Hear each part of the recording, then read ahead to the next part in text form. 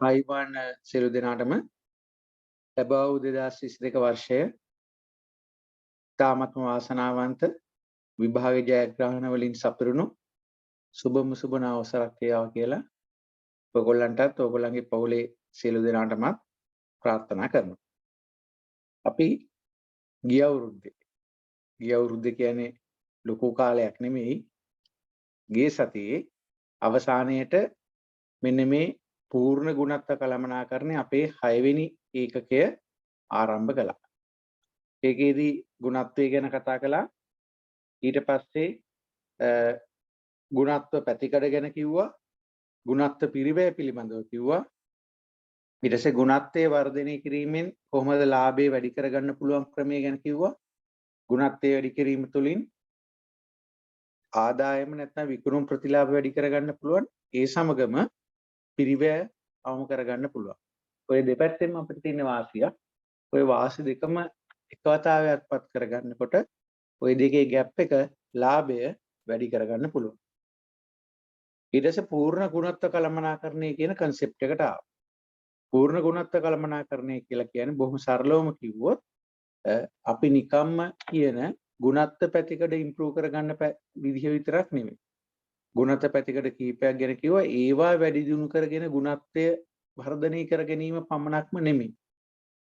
ආයතනයක නිෂ්පාදන හෝ සේවා ආයතනයක සිටින සියලුම සේවක ප්‍රජාව ඉහළ කළමනාකරණයේ සිට පහළම සේවකයා දක්වා සනීප ආරක්ෂක සේවකයා දක්වා සියලුම මානව සම්පත් ඒ වගේම සියලුම යන්ත්‍ර භූමිය සියලුම තාක්ෂණය කොහොමද ගුණත්ව කළමනාකරණය වෙනුවෙන් භාවිතා කරන්න පුළුවන්. ඒක තමයි පූර්ණ ගුණත්ව කළමනාකරණය කියලා කියන්නේ. පූර්ණ කියන වචනයත් එක්ක බැඳෙනවා සියලුම පාර්ශව එක් කරගත යුතු බව. ඊට පස්සේ තියෙනවා පූර්ණ ගුණත්ව කළමනාකරණයට අදාළ මූලධර්ම. සාමාන්‍ය විභාගෙදී අහන ප්‍රශ්න. එවැනි මූලධර්ම පිළිබඳව අපි කතා කළා. ඊට පස්සේ ගුණත්ව උපකරණ. ගුණත්වය වර්ධනය කර ගැනීම වෙනුවෙන් භාවිතා කරන්න පුළුවන් යම් යම් සටහන් වර්ග. ඒවා තමයි මෙතන උපකරණ කියලා කියන්නේ. හරි. ටූල්ස් කියලා කිව්වහම අර අපි දකින ටූල් එකක් අණුවක් මිටියක් කියන එක නෙමෙයි. උපකරණ කිව්වහම ඒ මෙතනදී භාවිතා වෙන වචනයත් ඒකම තමයි. හරි. ඒතර පරීක්ෂක සටහන්, පැරටෝ සටහන, හේතුඵල සටහන ඔය ආදී වශයෙන් හරි අපි කිහිපයක් ගැන කතා කළා. කරලා මෙන්න මේ අවසාන අවස්ථාවට තමයි අපි එළඹිලා ඉන්නේ. ඒක තමයි ගුණත්ව ප්‍රමිතීන් සහ ත්‍යාග කියන මාතෘකාවත්. ඊට පස්සේ තියෙනවා අපිට සික්ස් සිග්මා ගුණත්වය පිළිබඳව කතා කරන්න. අපි සික්ස් සිග්මා ගුණත්වය පිළිබඳව මුලින්ම කතා කරලා ඊට පස්සේ ගුණත්ව ප්‍රමිතීන් සහ ත්‍යාග පිළිබඳව කතා කරමු. හරි. එහෙනම් අපි මෙන්න මෙතන නෝට් එකක් දාගන්න වෙනවා. අපි තාරකා දෙකක් දාලා මේක ලිව්වොත් මෙතන අපි ලියාගමු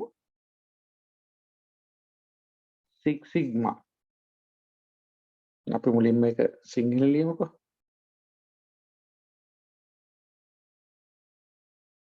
සික්ස් සිග්මා ගුණත්වය. 6 කියන එක ඉලක්කම වෙන්නත් පුළුවන් වචනෙන් වෙන්නත් පුළුවන් ප්‍රශ්නයක් නෑ.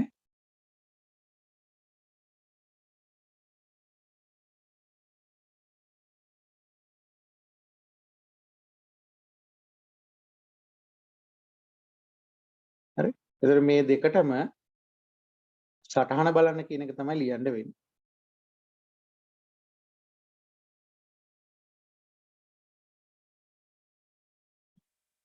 අපි මේ ගැන තාම පොතේ ඔයගොල්ලන්ගේ මේ එක්සර්සයිස් බුක් එකේ නෝට් එකක් දැම්මේ නෑ.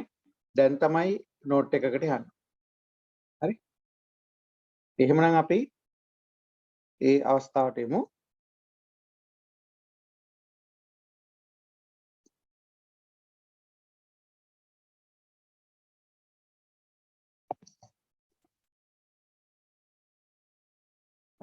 එහෙනම් මාතෘකාව තමයි මුලින්ම ලියාගමු පූර්ණ 6 වෙනි එකකය පූර්ණ ගුණත්ව කළමනාකරණය මුල්ම ටිකට මුද්‍රිත සටහන බලන්න කියලා ලියාගමු. 6 වෙනි එකකය ගුණත්ව කළමනාකරණය.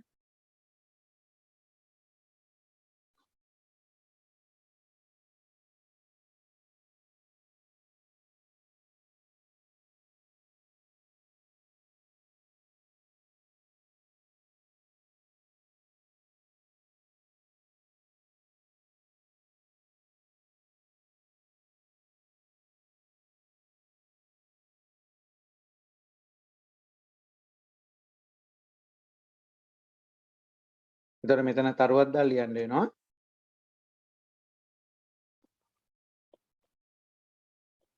මුද්‍රිත සටහන බලන්න. එතනින් පසුව තමයි අපි එන්නේ සික්ස් සිග්මා ගුණත්වයට.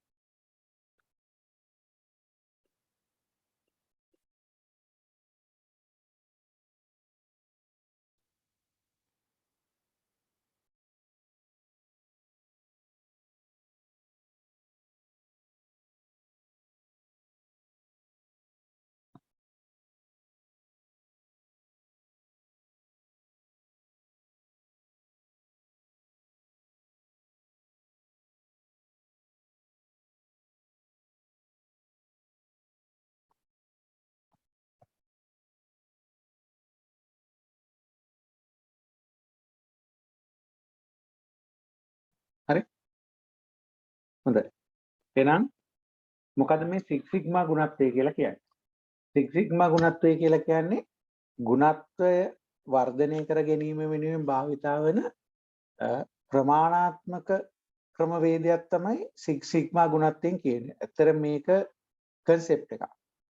හරි? මේ කන්සෙප්ට් එක හරහා හඳුන්වා දෙන යම් යම් මෙතනදී භාවිතා වෙන යම් යම් ක්‍රමවේද ඕ අපි කියන උපකරණ කිහිපයක් තියෙනවා. ඒතකොට කන්සෙප්ට් එකක් විදිහට තමයි සික්ස් සිග්මා කියන එක හඳුන්වලා තියෙන්නේ. එතනදී බලන දේ තමයි යම්කිසි අපි ගත්තොත් නියදියක්. හරි? මේ නියදියෙන් ලැබෙන්න පුළුවන් දෝෂ සහිත අයිතම ප්‍රමාණය පුළුවන් තරම් අවමයක් කරගන්න බලන්න. ඒ අවමයක් කර ගැනීම වෙනුවෙන් භාවිතා වන ක්‍රම කිහිපයක් පිළිබඳ තමයි සික්ස් සිග්මා ගුණත්වය හරහා සාකච්ඡා කරන්නේ. හරි? සික්ස් සිග්මා ගුණත්වය හරහා සාකච්ඡා කරනවා. අපි එන පොඩි සටහනක් ලියමුද? Six sigma ගුණත්වය. ගුණත්ව ඉලක්ක ළඟා කර ගැනීම වෙනුවෙන් ගුණත්ව ඉලක්ක ළඟා කර ගැනීම වෙනුවෙන්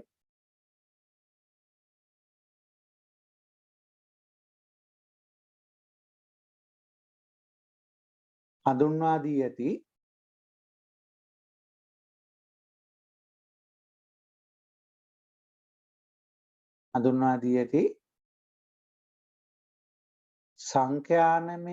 සංඛ්‍යානය ස්ටැටිස්ටික්ස් කියන එක සංඛ්‍යානය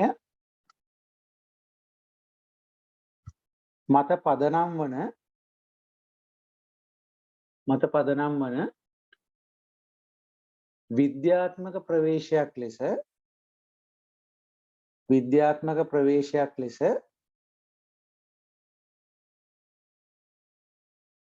විද්‍යාත්මක ප්‍රවේශයක් ලෙස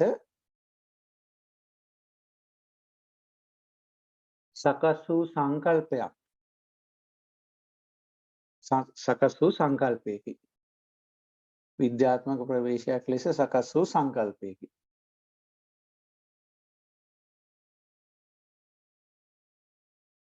මෙහිදී නිෂ්පාදනවල හෝ නිෂ්පාදන ක්‍රියාවලියෙහි ඇතිවිය හැකි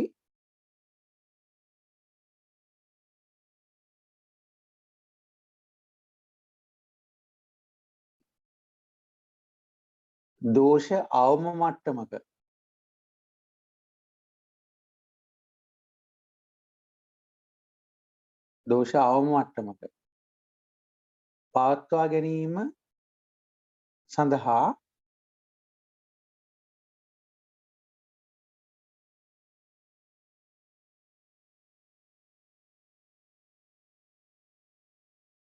ක්‍රමවේද කිහිපයක් හඳුන්වා දේ.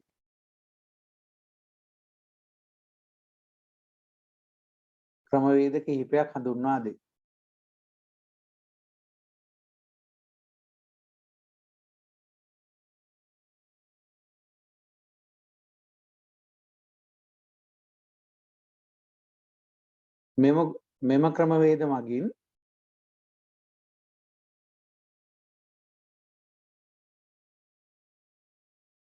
ගුණත්ව කළමනාකරණයෙහි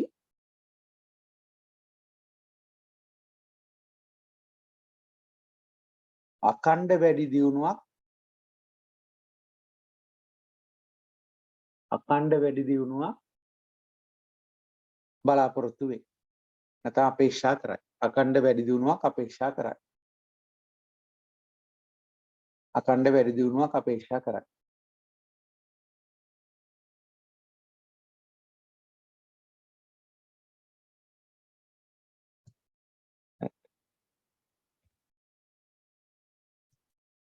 ඊළඟ තරුවක් දාලා ලියන්න. ඊළඟ තරුවක් දාලා ලියන්න. ඊළඟ ඡේදයකින් සංඛ්‍යානය මත පදනම් වන සංඛ්‍යානයේ මත පදනම් වන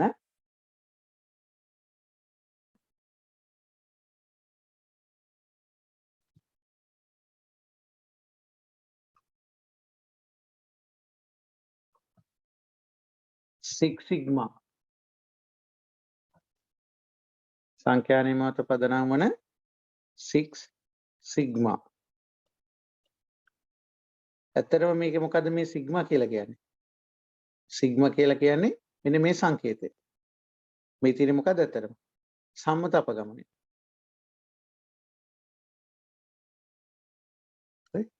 සංඛ්‍යානයේ මත පදනම් වන සික්ස් සිග්මා වරහන් තුල සික්ස් සිග්මා කියලා දාන්න, සම්මත අපගමනය කියලා දාන්න. සංකල්පය ප්‍රමත ව්‍යාප්තිය මත පදනම් වූවකි. ප්‍රමත ව්‍යාප්තිය මත පදනම් වූවකි. එය පහත පරිදි ප්‍රමත ව්‍යාප්ති වක්‍රයක් තුල නිරූපණය වේ. එය පහත පරිදි ප්‍රමත ව්‍යාප්ති වක්‍රයක් තුල නිරූපණය කළ හැකිය.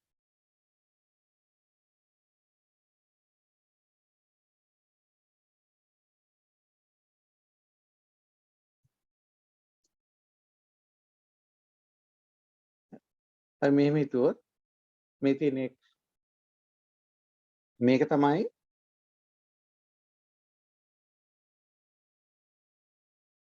සම්මිතිය වඳිමු.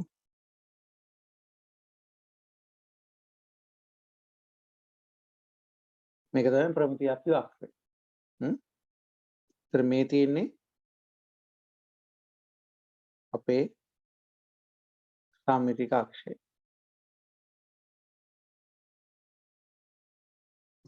හරි. ඒතර මෙතන තමයි මධ්‍යනේ මියු කියන එක තියෙන්නේ. මධ්‍යනේ මියු කියන එක තියෙන්නේ. හරි. එතකොට අපි දන්නවා සම්මත අපගමනය කියන එක කියලා කියන්නේ වෙනස් වීම කියන එක. එතකොට අපිට පුළුවන් මෙතනින් සම්මත අපගමන එකක් එහා පැත්තට ගන්න. අපි සම්මත අපගමන එකක් ගත්තොත් එක අවස්ථාවක් තමයි මේ තියෙන්නේ. මේ පැත්තට එක සම්මත අපගමනයක් ගන්නවා. මේ පැත්තට ඒ කියන්නේ ප්ලස් කියලා දාමුකෝ. මියු ප්ලස් එන්න ඕනේ. මියුත් එක ලියන්න ගියම කරදර නිසා මම මෙහෙම දෙනවා. එතකොට එකක් එකතු කරනවා දකුණු පැත්තට, එකක් අඩු කරනවා වම් පැත්තට. හරි. එතකොට එන වර්ගඵලයක් තියෙනවා. එතකොට එන වර්ගඵලයක් තියෙනවා. ඔක ප්‍රමත ව්‍යාප්ති වක්‍රයෙන් බලා ගන්න පුළුවන්. හරි. ඒ වර්ගඵලය ගත්තොත් ඒ වර්ගඵලයේ ප්‍රමාණය වෙන්නේ මේ වර්ගඵලය ගත්තොත් අපි එක පල්ලෙහාට වෙන්න හදමුකෝ. මාත් එක්ක මේක අඳිමු. හරි. ඉතින් මේක ගත්තොත් මේක 66ක් වෙනවා. මෙතන මේ වර්ගඵලය ගත්තොත් මුළු වර්ගඵලයෙන් 66ක් වෙනවා. ඊට පස්සේ අපි සම්මත අපගමන දෙකක් එහා පැත්තට එකතු කළොත් ප්ලස් 2 සිග්මා. එතන මෙතන මයිනස් 2 සිග්මා. ඔක ප්‍රමත ව්‍යාප්ති වක්‍රයෙන් වර්ගඵලය හොයාගන්න පුළුවන්. හරි. ඒතර මෙතන මේ ප්‍රමාණය ගත්තොත් ඒක ඊට වඩා එතකොට වැඩිනේ. ඒක 95ක් වෙනවා. ඒක 95ක් වෙනවා. හැෂ් කරොත් කරදරයක් නිසා තමයි මම මේ පාට දෙකක් පාවිච්චි කරලා වර්ගඵලයේ මැද ඒ ગેප් එකක් ඉදිරිය ලක්ම කරලා තියෙනවා. හරි. ඊට පස්සේ මේකේ ඊළඟ අවස්ථාව ගන්න පුළුවන් plus minus 3 sigma.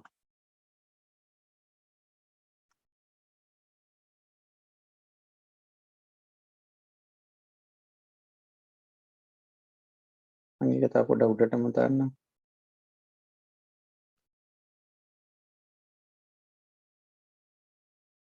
එතකොට මේ දෙන්න අතර තියෙන මේ වර්ගඵලය ඊටත් වඩා වැඩි. ඒක 100ට බැලුවොත් 99.7ක්. 99ක් කියන්නත් බෑ ඊටත් වඩා වැඩි වෙනවා. 99.7ක්. කෙලවරට යනකොට වර්ගඵලය වැඩි වෙන්නේ අඩු ප්‍රමාණයක් නේ. මොකද වලිගේ හීනි වෙලානේ. නිසා දශම පවා ලියන එක වැදගත් වෙනවා. හරි. ඔය තියෙන්නේ plus 3 sigma minus 3 sigma.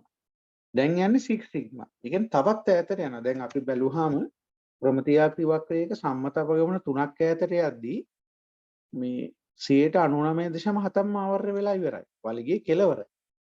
හරි. වලිගේ කෙලවර. ඇත්තටම මේ සීලුම අයිතම වගේ කව වෙලා ඉවරයි. නමුත් 6 sigma වලින් බලන්නේ මොකද්ද? තවත් 3ක් එහා පැත්තට දානවා. ඒ කියන්නේ මෙන්න මෙතන මේ හරියට වගේ ගමු. මේ කෙලවරට. හරි. එතකොට මෙතන plus 6 sigma. මේ පැත්තට minus 6 sigma. හරි. අන්න ඒ වගේ එන්නේ. එතකොට එහෙම එන අවස්ථාවක් තමයි ඊළඟට තියෙන්නේ.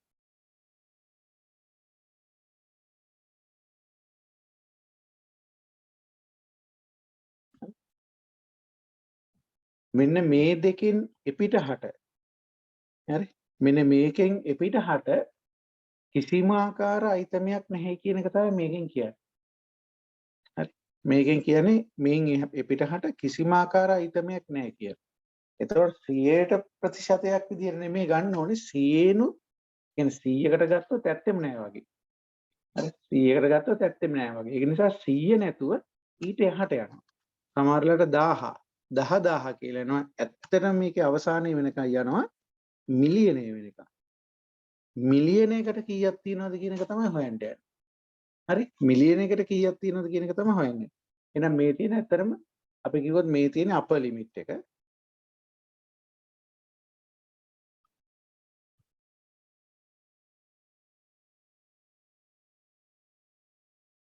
මේ තියෙන ලෝවර් ලිමිට් එක.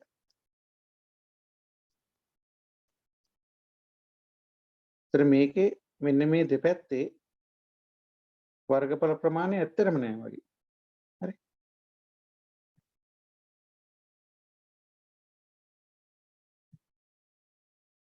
චිත්‍රය සම්පූර්ණ කරමු. ඊට පස්සේ යටින් අපි සටහනක් ලියමු.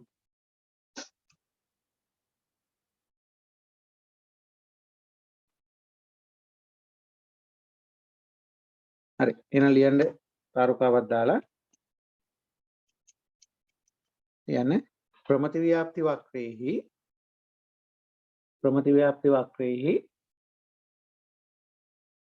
මධ්‍යේනයෙන්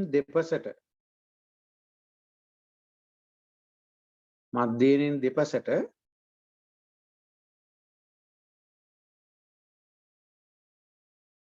සම්මත අපගමන 6ක් වරහන් තුල එනම් plus or minus 6 sigma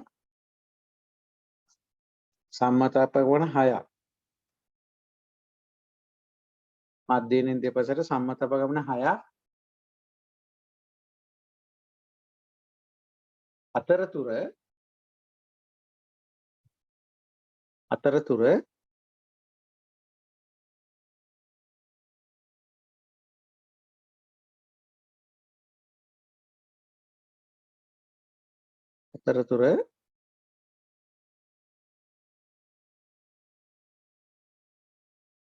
වර්ගඵලය ඉහත නිරූපණයේ දක්වා ඇත.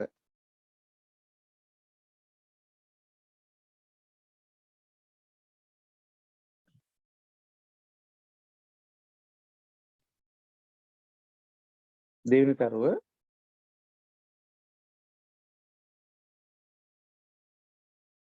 ධන 6යි සිග්මා සහ ඍණ 6යි සිග්මා සීමාවන්ගෙන්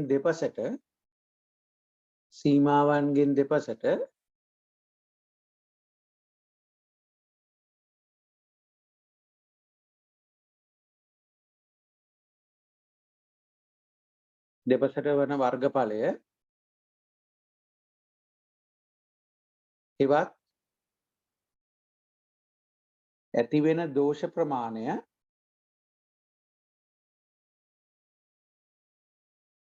ඉතාමත්ම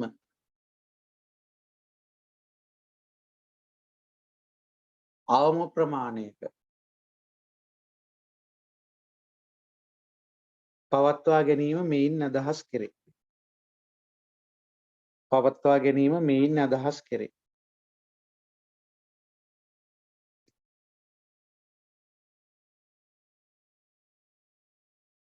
එම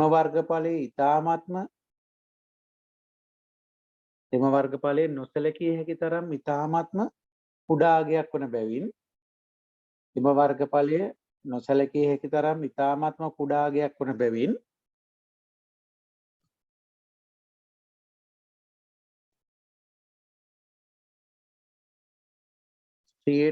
ප්‍රතිශතයක් ලෙස ප්‍රකාශ කිරීම දුෂ්කරය.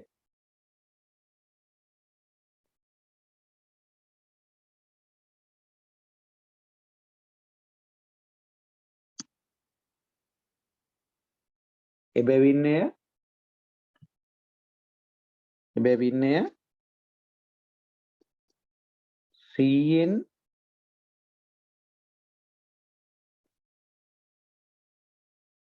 100න් එපිටහට ගොස්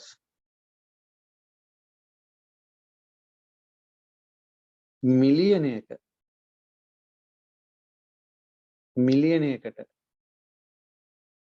1.6යි මිලියනයකට ඇති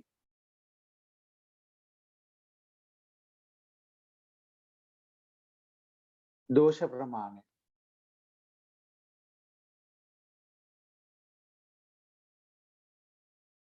හෙවත් මෙන්න මේක රතු පැනක ලියා ගන්න.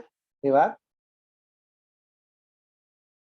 අවස්ථාවන් මිලියනයකට ඇති දෝෂ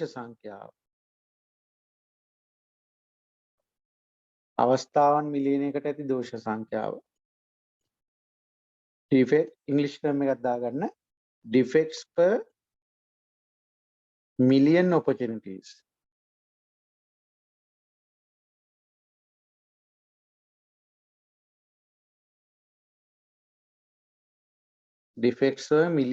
opportunities.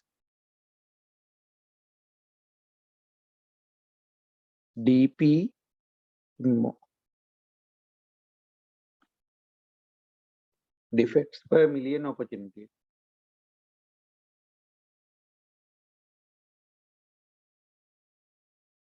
යන්න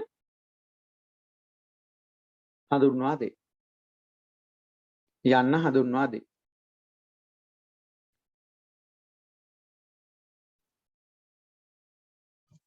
ඒ වාක්‍ය අන්ඩර්ලයින් කරන්න. හරි. අවස්ථාන් මිලියනකට ඇති දෝෂ සංඛ්‍යාව කියලා. එහෙනම් මේ වලිගේ දෙපැත්තේ තියෙන අන්න ඒ ප්‍රමාණය. මේ වලිගේ දෙපැත්තේ තියෙන ප්‍රමාණය තමයි DPMO. චිත්‍රයක දැන් දාගන්න පුළුවන්. DPMO කියන්නේ.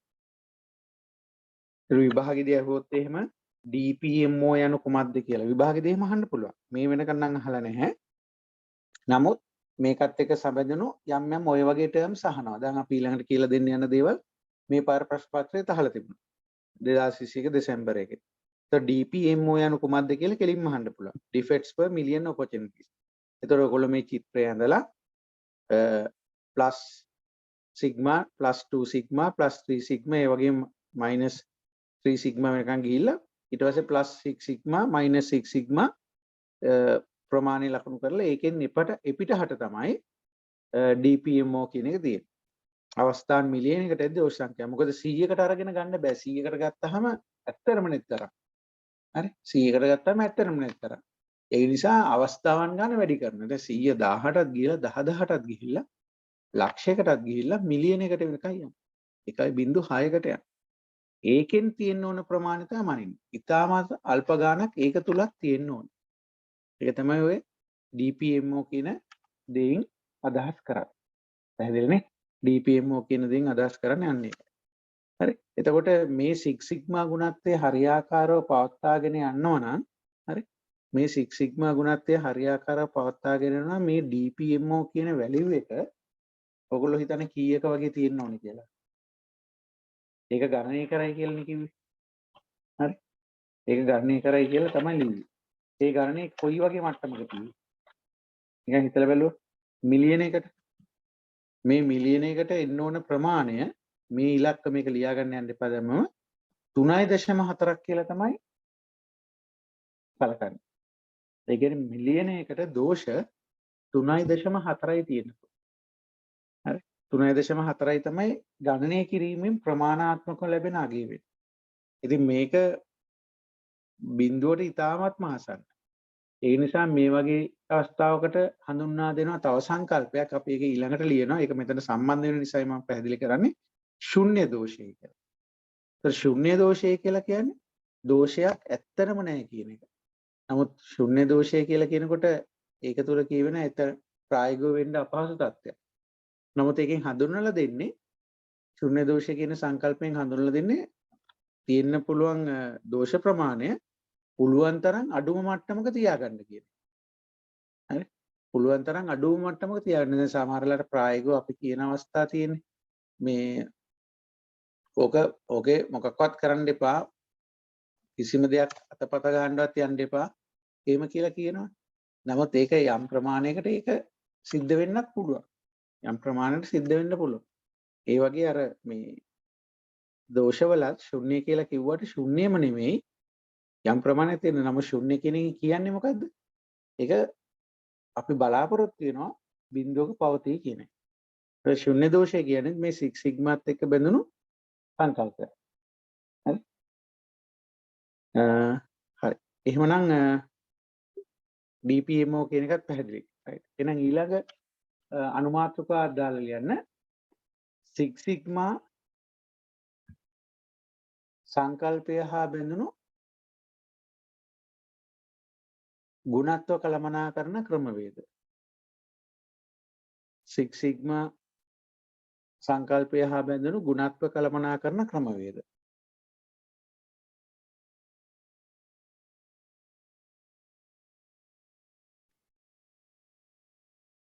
right. එන සටහනක් ලියමු. සටහනක් ලියන්න 6 සිග්මා ගුණත්වය යන්න 6 සිග්මා ගුණත්වය යන්න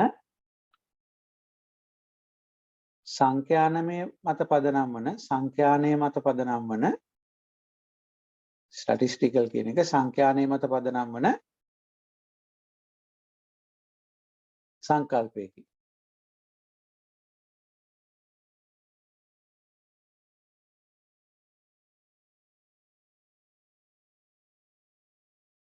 එම සංකල්පය ක්‍රියාත්මක කිරීමෙන්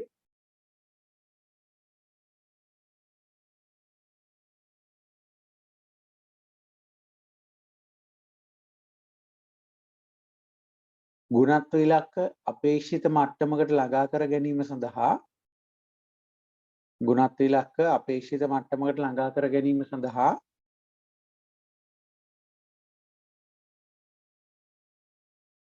භාවිතා කරන ක්‍රමවේද කිහිපයක් හඳුන්වා දෙයි. භාවිතා කරන ක්‍රමවේද කිහිපයක් හඳුන්වා දෙයි.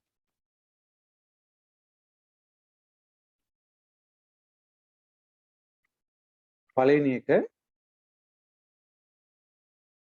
ශුන්‍ය දෝෂය.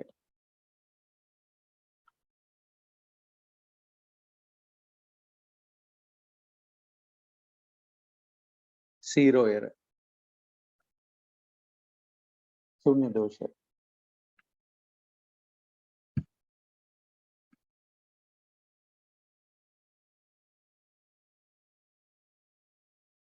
හරි එන සටහනක් දාමු. ශුන්‍ය දෝෂය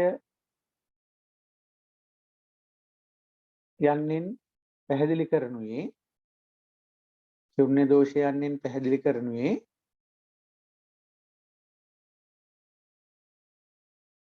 කිසියම් නිෂ්පාදිතයක් තුළ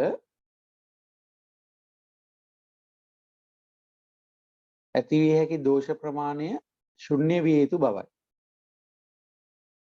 ඇති විය යුතු දෝෂ ප්‍රමාණය ශුන්‍ය විය යුතු බවයි.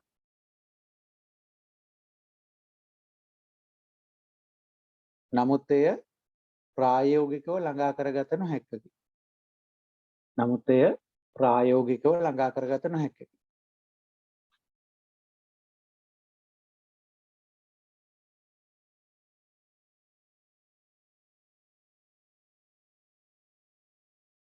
දැන් අපි උදාහරණයක් කිව්වොත් දැන් ඔන්න අපි කියනවා ප්‍රජාතන්ත්‍රවාදී ප්‍රවාහය ප්‍රජාතන්ත්‍රවාදී වන ක්‍රමයක් කියලා එහෙම නමක් ලේබල් කරලා ඉවරලා අපි ක්‍රියාවන් කරනවා. ප්‍රජාතන්ත්‍රවාදී කියන කතාව තුළ රට පාලනය වෙන්නත් පුළුවන්, පාසලක් පාලනය වෙන්නත් පුළුවන්, කොටිම පවුල තුළ වුණත් ප්‍රජාතන්ත්‍රවාදය කියන එක තියෙනවා.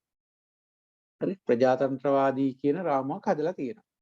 නමුත් ඇත්තරම ක්‍රියාත්මක වන තැනකදී මේ ප්‍රජාතන්ත්‍රවාදී කියන රාමුව ඒ දේ රට පාලනය කිරීමේදී හෝ විද්‍යාලයක් විශ්වවිද්‍යාලයක් පාලනය කිරීමේදී හෝ පවුල කළමනාකරණය කිරීම තුළ හෝ සමහරලාට බිඳ වැටෙනවා. නමුත් ඒ වගේ වචනයක් තිබීම තුළ ඒ බිඳ වැටීමෙන් ලැබෙන අනිසි දේවල් අවම මට්ටමකට තියාගන්න පුළුවන්. මොකද අපිට බයයිනේ අපිට රාමුවක් තියෙනවනේ. නැත්නම් නීති පනවලා තියෙනවනේ. ඒ නීති කැඩුනත් කැඩෙන ප්‍රමාණය අවම වෙනවා. හේතුව මොකද? නීතිමය රාමුවක් තියෙන නිසා. ප්‍රජාතන්ත්‍රවාදී රාමුවක් තියෙනවනම් ඒ ප්‍රමාණය අවම වෙනවා. ඒතර ශුන්‍ය දෝෂය කියලා ඔන්න බිඳුවක් වෙන්න ඕනේ. මතක තියාගන්න පුත්ම කරන්න බෑ. බිඳුව තමයි අනිවාර්යෙන්ම කියලා එහෙම කියනවා. එහෙම කියලා රාමුවක් හදලා වැඩ කර නමුත් බිඳුව වෙන්නේ නැහැ. නමුත් රාමුව තියෙනකොට අපි හැමදේම සැලකිලිමත් වෙනවා. ඒක ශුන්‍ය මට්ටමක තියාගෙන ඉන්න.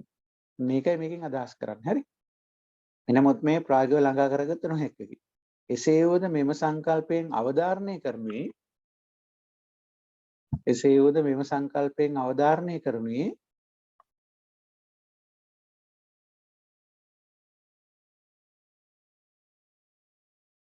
භාණ්ඩ හෝ සේවා නිෂ්පාදනයකදී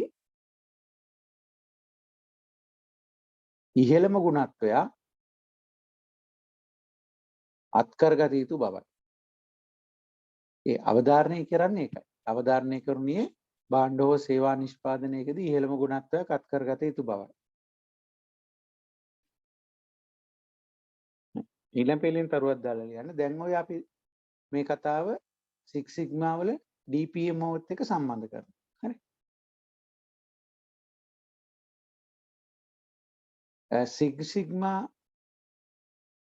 ප්‍රමිතිකරණයත් සමග Six Sigma ප්‍රමිතිකරණයත් සමග ශුන්‍ය දෝෂය. ඒක ඉන්වර්ටඩ් කමස් වල දාගන්න ශුන්‍ය දෝෂය කියන්නේ. ශුන්‍ය දෝෂය යන්න පහත පරිදි පැහැදිලි කරයි. යන්න පහත පරිදි පැහැදිලි කරයි. අපේ ස්ටේට්මන්ට් එකක් තියෙන එක ඉන්වර්ටඩ් කමස් ඇතුළේ දාගමු.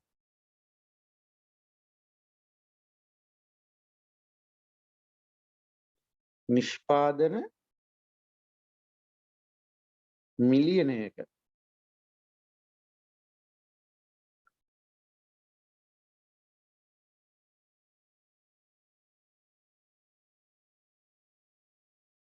තිබිය හැකි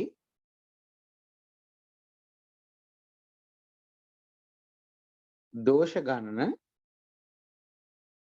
3.4කි.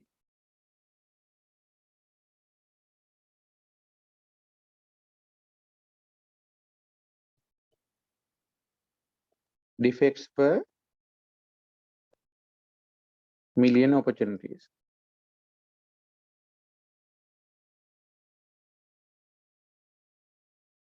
DPMO මේක 3.4.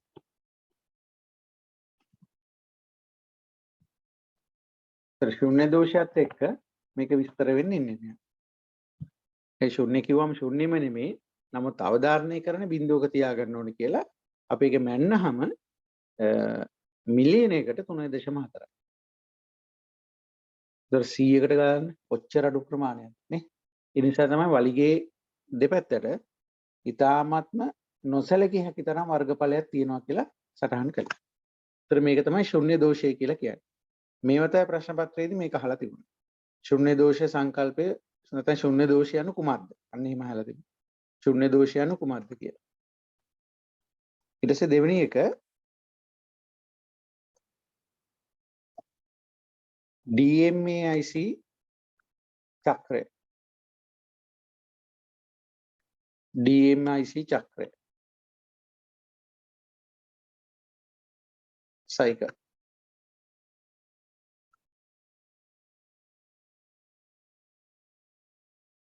මේ තියෙන අකුරු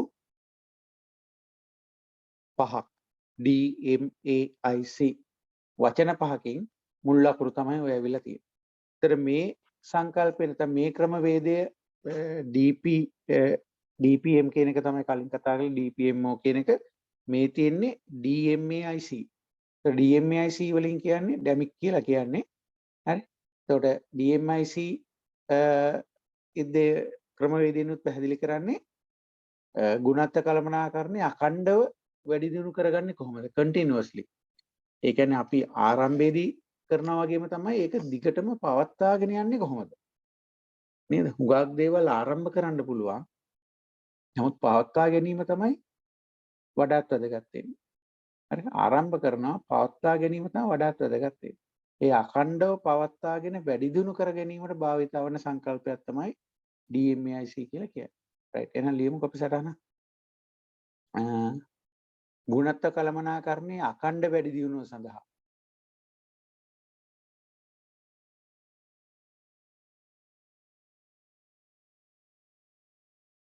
භාවිතා වන ක්‍රමවේදයකි.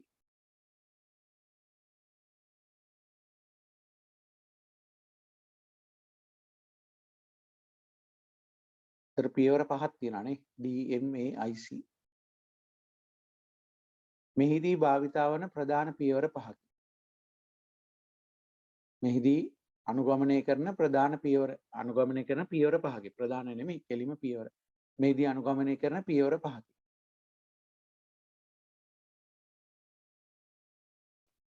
එක D කියලා කියන්නේ define කියන එක. නිර්වචනය.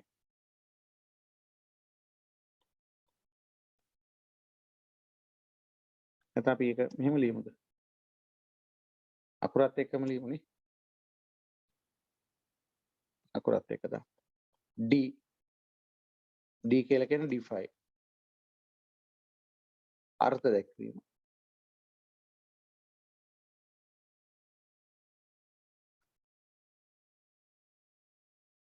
මෙතනදී අර්ථ දක්වනවා කියලා කියන්නේ අපේ දැන් අපි මේක බේස් වෙන්න ඕනේ පාරිභෝගිකයටනේ. එහෙනම් පාරිභෝගිකයාගේ අවශ්‍යතා හඳුනා ගැනීම. ඒ අවශ්‍යතාව වෙනුවෙන් අපේ ව්‍යාපාරික අරමුණු ස්ථාපනය කර ගැනීම තමයි මෙතන ඩිෆයින් කියලා අදහස් කරන්නේ.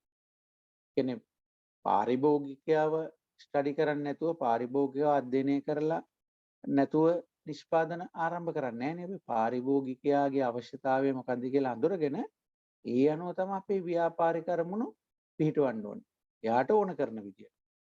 එහෙම නැතුනොත් අපේ නිෂ්පාදනය කරන භාණ්ඩ හෝ සේවා මිලදී ගන්න පාරිභෝගිකයෙක් නැති වෙනවා. හරි. ඒ අනුව තමයි මෙන්න මේ නිර්වචනය කියන පළවෙනි පියවර ඇවිල්ලා තියෙන්නේ. හරි. එහෙනම් ලියන්න පාරිභෝගිකයා සහ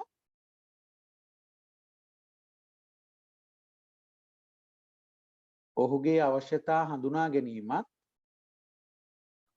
පාරිභෝගිකයා සහ ඔහුගේ අවශ්‍යතා හඳුනා ගැනීමත්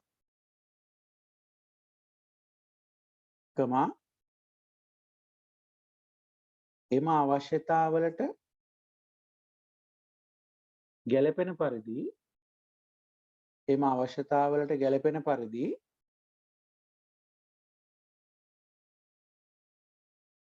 ව්‍යාපාරික අරමුණු පිහිටුවා ගැනීමත් යන්න මෙයින් අදහස් කරයි. ව්‍යාපාරික අරමුණු පිහිටුවා ගැනීම යන්න මෙයින් අදහස් කරයි.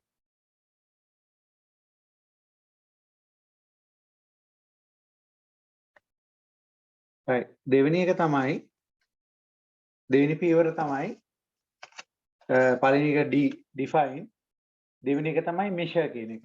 m measure මිනුම් කිරීම.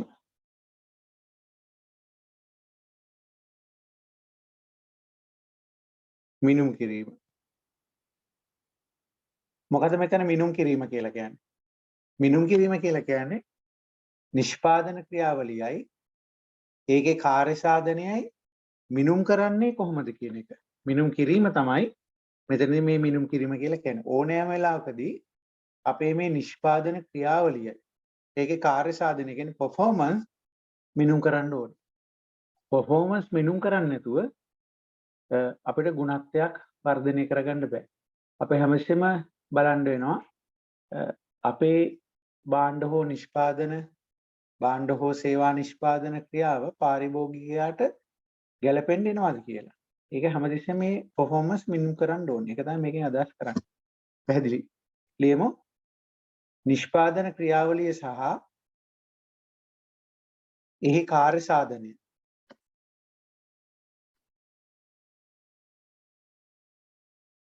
performance එහි කාර්ය සාධනය නිරතුරුවම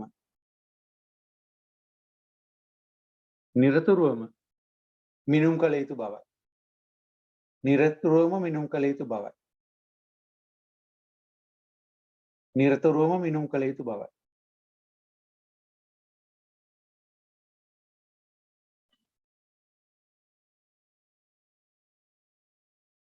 ඒ අංක 3 අංක 3 තුන්වෙනි පියවර ඒ කියලා කියන්නේ විශ්ලේෂණය analyze analysis කියලා කියමු. විශ්ලේෂණය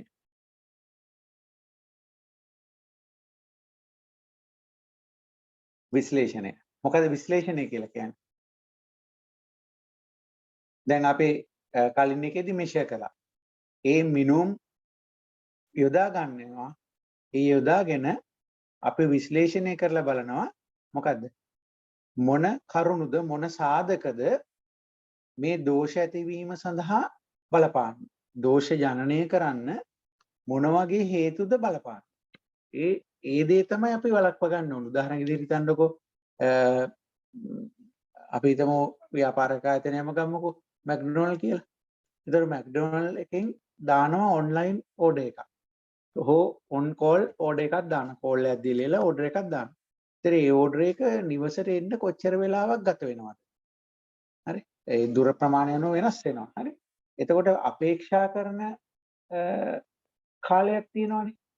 එතකොට ඒ කාලය තුල එන්නේ නැත්නම් කල්පනා කරලා බලන්න මොකද්ද මේ සඳහා තියෙන දෝෂය? මොකද්ද හේතුව? හරි.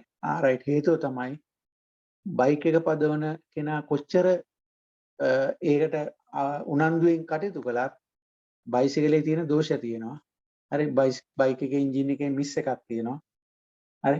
ඒක නිසා එයාට බයිසිකලේ අවශ්‍ය වේගයට පාලනය කරගන්න බෑ. මිස් එක නිසා හැමතිස්සෙම අපි හිතන්නේ ගැසි යනවා. හරි. අන්න ඒක දෝෂයක්. එන්නේ දෝෂය ඇනලයිස් කරන්න ඕනේ. හරි. ඒක තමයි මෙතන විශ්ලේෂණය කියලා කියන්නේ.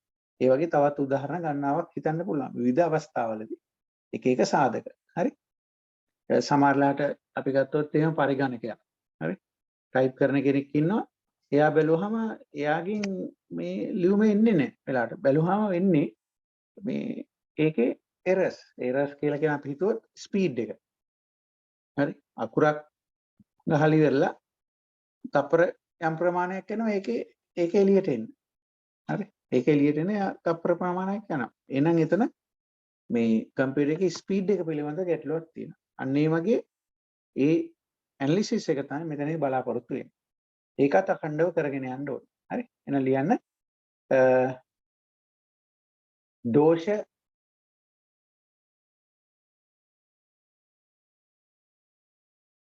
ජනනය වන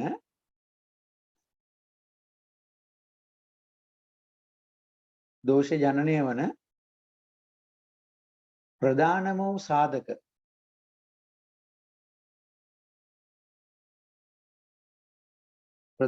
සාධක මොනවාද යන්න විශ්ලේෂණාත්මකව සොයා බැලීමයි.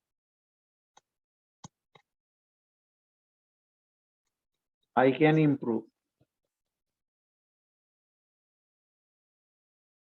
වැඩි දියුණු.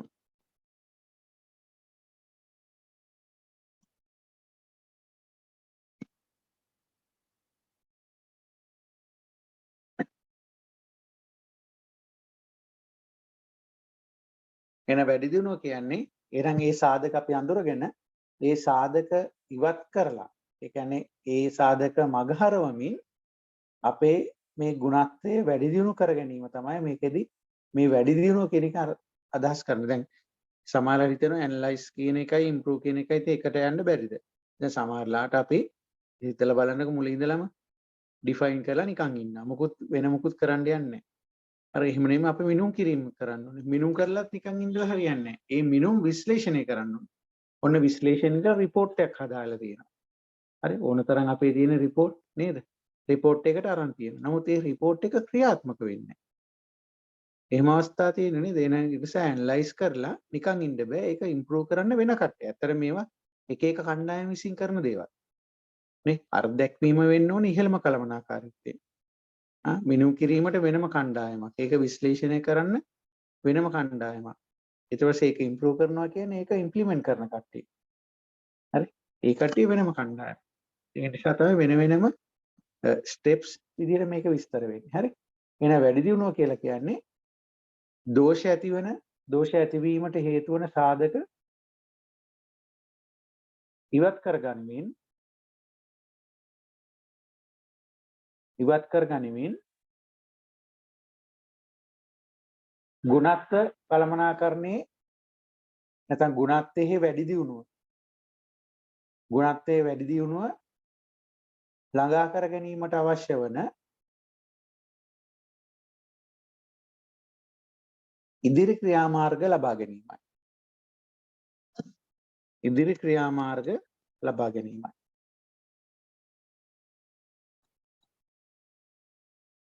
C කියන්නේ control. පාලනය. ඒක වෙනම ටීම් එකකින් කරන්න ඕන දෙයක්. එතකොට මේ පාලනයේදී කරන්නේ අර අපි ඔයිට කලින් කිව්වනේ ගුණත්ව උපකරණ කියලා දෙයක්. ඉන්නේ ගුණත්ව උපකරණ භාවිතා කරමින් මේ ගුණත්වය නිසියාකාරව පාලනය කරගන්න අවශ්‍ය ක්‍රියාමාර්ග ගැනීම. හරි?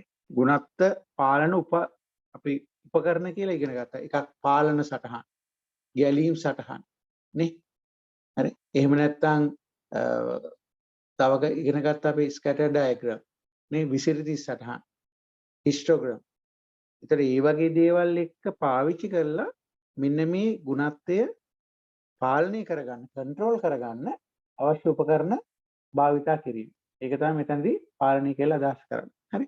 එහෙනම් ලියන්න සටහනක් දාලා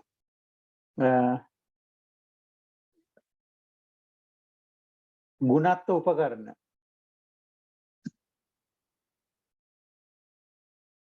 quality tools ගුණත්ව උපකරණ භාවිතා කරමින්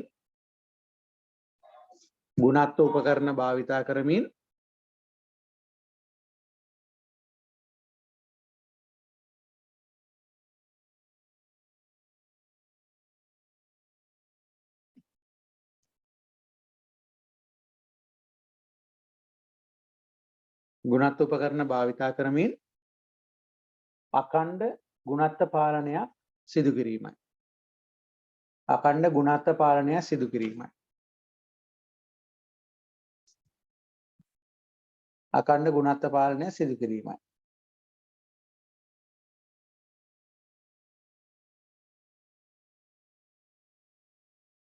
එතකොට මේ පාලනය තුලදී හඳුනා ගන්න පුළුවන් වෙනවා මොකක්ද? පාලනය තුලදී අපිට හඳුනා ගන්න පුළුවන් වෙනවා පාරිභෝගිකයාගේ අවශ්‍යතාවලට දැන් අපේ මේ ක්‍රමවේදය ගැලපෙන්නේ නැති බව. ඒ කියන්නේ මෙන්න මේ අපේ ඩිෆයින් කියලා අවස්ථාවකට ආවනේ උඩදින්. ඩිෆයින් කියලා කිව්වේ පාරිභෝගිකයාගේ අවශ්‍යතාවට ගැලපෙන විදිහට අපේ ව්‍යාපාරික අරමුණු පිටුවා ගැනීම. එක්කෝ අපේ ව්‍යාපාරික අරමුණු දැන් පාරිභෝගික අවශ්‍යතාවට ගැලපිලා නැහැ. එහෙම නැත්නම් පාරිභෝගික අවශ්‍යතාව දැන් වෙනස් වෙලා තියෙනවා. එහෙනම් අපිත් වෙනස් වෙන්න ඕන. පාරිභෝගික අවශ්‍යතාව වෙනස් වෙලා තියෙනවා අපිත් වෙනස් වෙන්න ඕන. ওই දෙපැත්තම වෙන්න පුළුවන්. එකක් පාරිභෝගික අවශ්‍යතාව වෙනස් වෙලා නැහැ. නමුත් අපි ඒකට අනුගත වෙලා නැහැ. නැත්නම් අපි මූලික පාරිභෝගික අවශ්‍යතාවලට අනුගත වෙලා තිබුණා. නමුත් දැන් පාරිභෝගිකයා දැන් ඉල්ලන්නේ ඒ දේ නෙමෙයි. එහෙනම් එයාට ගැලපෙන්න අපි වෙනස් වෙන්න ඕන. අපි නවීකරණය කරන්න ඕන. එහෙනම් C වලින් පස්සේ නැවත අපි D වලට එනවා. ඒ අනුව තමයි මේක චක්‍රයක් විදිහට continuously යන චක්‍රාකාර නැත්නම් steps පහ අනුගමනය කළා පස්වෙනි step එකෙන් පස්සේ right එහෙනම් බායි වැඩේ ඉවරයි කියලා කියන්නේ. හරි. මේ control වලදී ඔයා බලනවා මේ වෙන විට ක්‍රියාත්මක වෙන ක්‍රමවේදය පාරිභෝගිකයට ගැලපෙනවද නැත්නම් පාරිභෝගිකයා වෙනස් වෙලාද කියලා. right. එහෙනම් control වලම ඊළඟ ඡේදයකින් ලියන්න මෙම පාලනයේදී විමසා බැලෙන තවත් වැදගත් කාර්යයක් වනුයේ මෙම පාලනයේදී කියන ඉංග්‍රීසි ටර්ම්ස් දාගන්න මෙම පාලනයේදී විමසා බැලෙන තවත් වැදගත් කරුණක් වනුයේ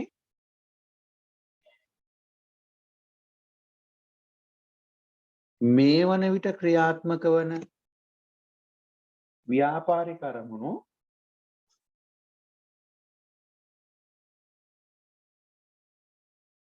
වර්තමාන පාරිභෝගික අවශ්‍යතා වලට ගැලපේද වර්තමාන පාරිභෝගික අවශ්‍යතාවලට ගැලපේද වරහන් තුල එනම් පාරිභෝගික අවශ්‍යතා වෙනස් වී තිබේද පාරිභෝගික අවශ්‍යතා වෙනස් වී තිබේද වරන් වල යන්නත් සොයා බැලීමයි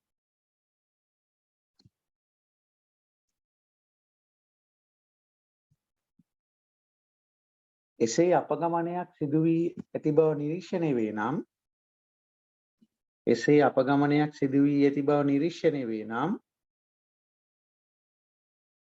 එසේ අපගමනය සිදු වී ඇති බව නිරීක්ෂණය වේ නම්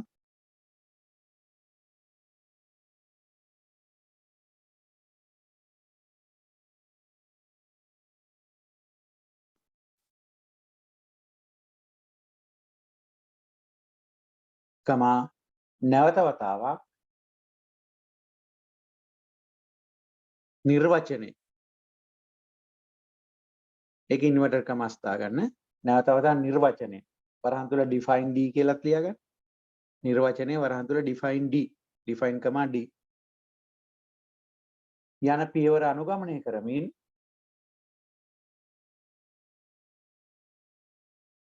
ව්‍යාපාරික අරමුණු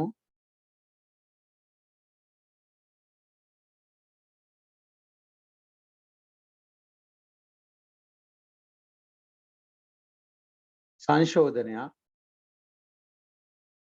සකස් කිරීමක් සිදු කළ යුතුයි. සකස් කිරීමක් සිදු කළ යුතුයි.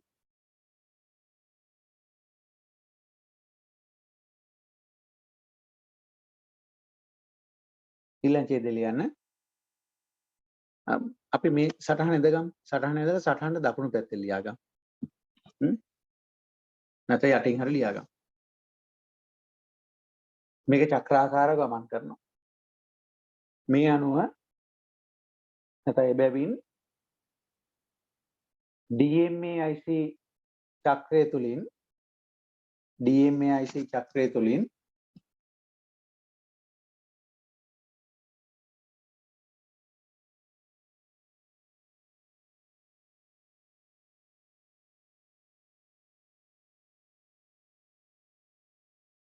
අඛණ්ඩ ගුණාත්ම වර්ධනයක් ළඟා කරගත හැකියි. අඛණ්ඩ ගුණාත්ම වර්ධනයක් ළඟා කරගත හැකියි.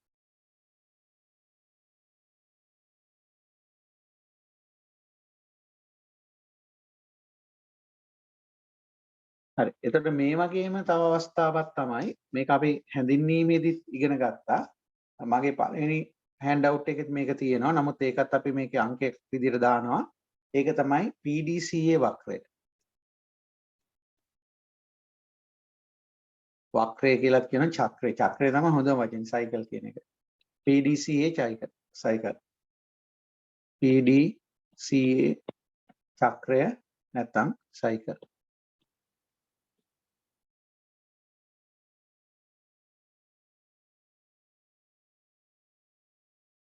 ඇතරම මේ PDCA කියලා කියන්නේ කලින් DMIC වල විස්තරාත්මක විදිහට පැහැදිලි කිරීමක් තමයි PDCA වලින් කියවෙන්නේ.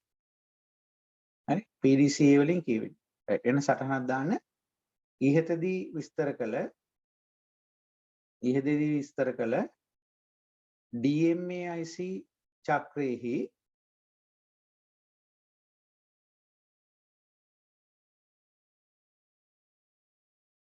වැඩි විස්තරයක්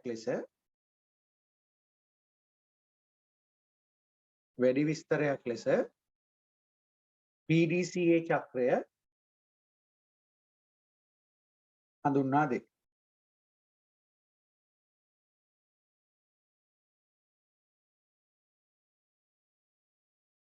මෙහිදී පියවර 4කි. අකුරු 4යිනේ. මෙහිදී පියවර 4කි. P කියන්නේ plan සැලසුම් කිරීම.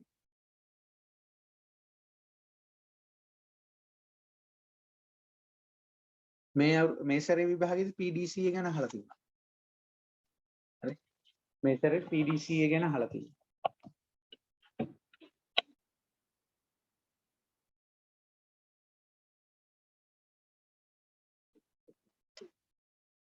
හරි. එහෙනම් plan කියලා කියන්නේ මොකක්ද? සැලසුම් කිරීම. එතන මොකද්ද මෙතන සැලසුම් කිරීම කියලා අදහස් කරන්නේ? කලින් අපි කියපු නිර්වචනය කියන දෙයටම බොහෝ සෙයින් සමාන වෙනවා. හරි? බොහෝ සෙයින් සමාන වෙනවා. ඒ දේ තමයි අපේ මේ දැන් අපි හිතුවොත් අපි අලුත් නිමයමක් කරන්න කියලා. ඒකේ අභිමතාර්ථ නැත්නම් අපේ අපේක්ෂාවන් ළඟා කර ගැනීම වෙනුවෙන් පිහිටව ගන්න අරමුණු සහ ක්‍රියාවලින් තමයි සැලසුම් කිරීම කියලා කියන්නේ. අරමුණු සහ ක්‍රියාවලින්. ඒක අර කලින් අපි විස්තර කරපු define කියන එකටම කිට්ටු වෙනවා. හරි. එහෙනම් ලියන්න මෙතනින් සටහන plan කියන්නේ මොකද්ද? නිෂ්පාදනයේ මගින් බලාපොරොත්තු වන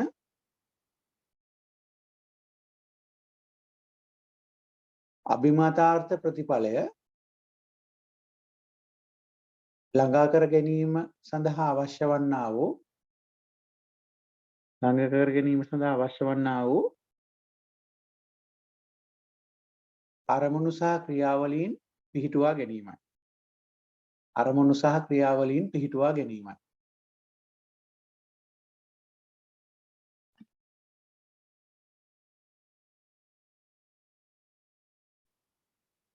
අරමුණු සහ ක්‍රියාවලීන් පිහිටුවා ගැනීමයි. ඊට පස්සේ දෙවෙනියට තියෙන්නේ D. D කියලා කියන්නේ do කියන එක ක්‍රියාත්මක කිරීම කියන එක. implement කියන එකම තමයි.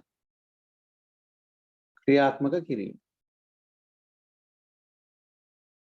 මෙතන ක්‍රියාත්මක කිරීම කියලා කියන්නේ මේ අපි පිහිටුවාගත් ක්‍රියාවලිය ක්‍රියාත්මක කිරීම තමයි do කියලා කියන්නේ. එහෙම නැත්නම් සංශෝධන එකතු කිරීම තමයි do කියලා කියන්නේ. එහෙනම් ලියන්න do කියලා කියන්නේ එනම්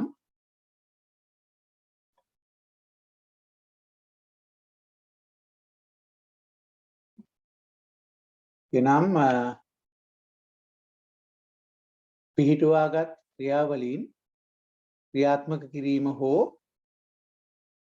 දැනට ක්‍රියාත්මක වන ක්‍රියාවලිය සංශෝධනයට ලක් කිරීම.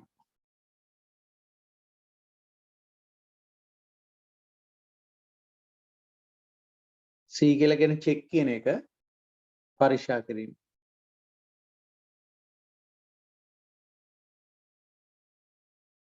පරීක්ෂා කිරීම කියන්නේ කලින් අවස්ථාවේ අර මැනීම විශ්ලේෂණය කියන දෙකේම එකතු වගේ. හරි මැනීම විශ්ලේෂණය කියන දෙකේම එකතු වගේ පරීක්ෂා කිරීම කියලා කියන්නේ. මොනිටර් කියන එකම තමයි. හරි. ලැබුණු ප්‍රතිඵල විශ්ලේෂණය කිරීම සහ එමගින් උගත හැකි දෑ හඳුනා ගැනීම. ලැබුණු ප්‍රතිඵල විශ්ලේෂණය කිරීම සහ එමගින් උගත හැකි දෑ හඳුනා ගැනීමයි.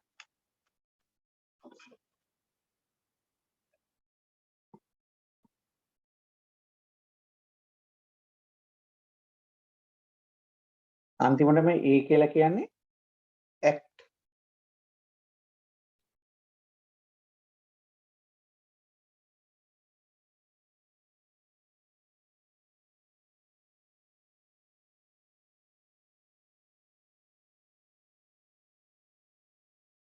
එතනදී act කියලා කියන්නේ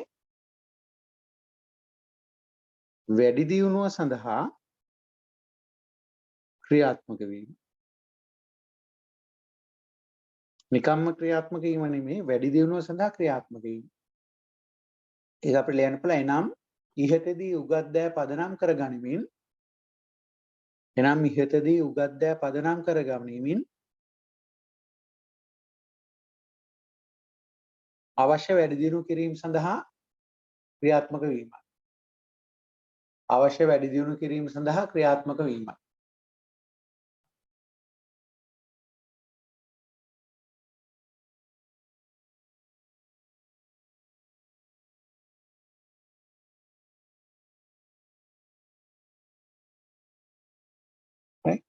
ඊට ශ්‍රී ලංකේදී ලියන්න කලින් වගේම තමයි මෙතනින් මේක නැවත වතාවක් ප්ලෑන් වලට සම්බන්ධ වෙනවා. හේතුව තමයි මේ සිදු කරන ලද වෙනස් වීම මගින් අවශ්‍ය අභිපදාර්ථ ළඟා කරගන්න බැරි බව පේනවා නම් මොකද කරන්න ඕනේ නම් රීප්ලෑන් කරන්න වෙනවා.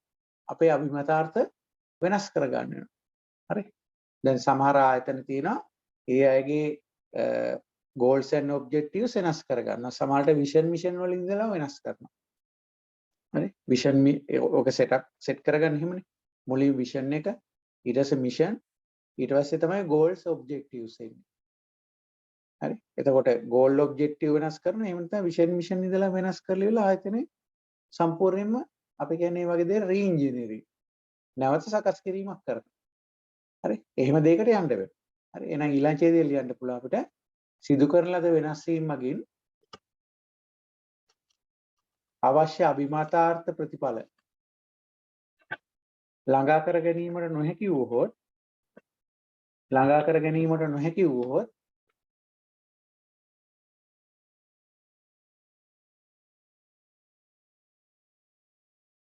නැවත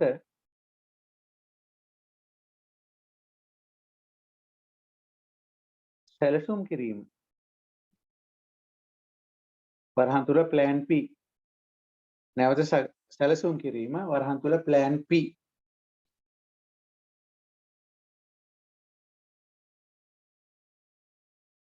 යන පියවරට ගමන් කළ යුතුයි. යන පළමු පියවරට ගමන් කළ යුතුයි.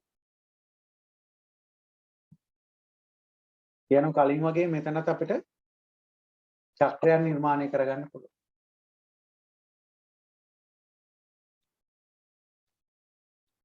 චක්‍රයන් නිර්මාණය කරගන්න පුළුවන්.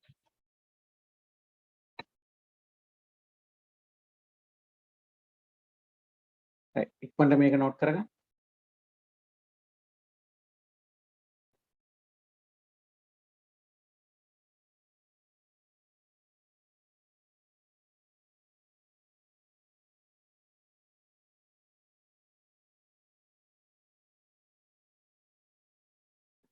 හරි. එතකොට මෙතනත් අකණ්ඩ වැඩි දියුණුව තමයි මෙතනින් බලාපොරොත්තු වෙන්නේ. එහෙනම් මෙතන ඉස්සරහින් ඉතල දාලා ලියන්න පුළුවන් ගුණත්වයේහි අඛණ්ඩ continuous වැඩි දියුණුවක් බලාපොරොත්තු වේ.